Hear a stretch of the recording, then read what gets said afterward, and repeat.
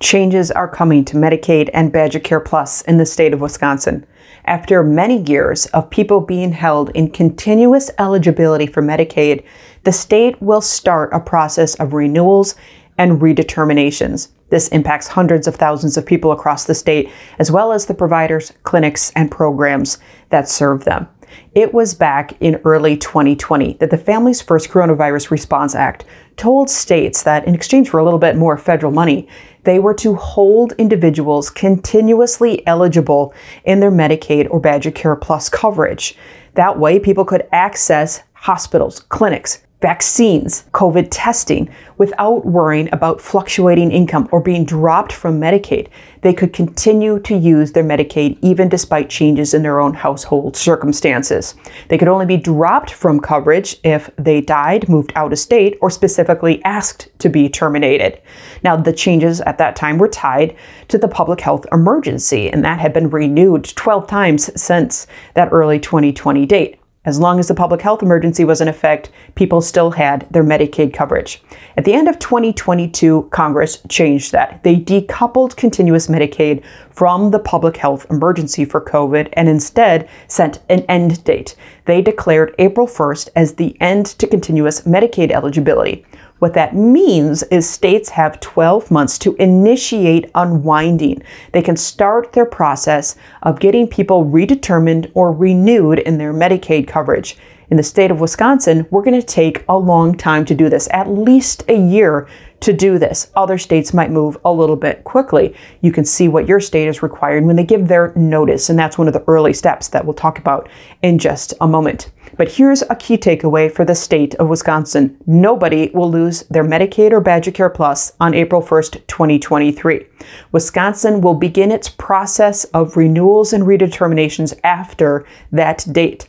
People will get a notice, and this will be done in batches. And like we said, it's going to take Wisconsin over a year, doing about 60 to 75,000 renewals per month until they get through everybody that needs to be reassessed. Some people might need to reapply, but many people will be asked to renew.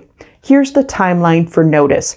Families in Wisconsin will largely get a notice in the middle of March 2023. That's going to give important information about renewal, redetermination, or action steps that family will need to take at some point in the future. It's going to give them a date at which they need to act by. The end of May is the first time anybody might lose their coverage. The first BadgerCare Plus renewals will start happening in June. Here are some action steps for families. People are encouraged to move with urgency, but of course, to not panic. There is time to make this all happen. Step number 1, make sure your contact information is current. The Income Maintenance Consortia needs to know where to find you so you can get that letter that tells you the date and the action steps you may need to take. You can call your local Income Maintenance Consortium to make sure your information is current. We give you the information of how to find a consortium close to you.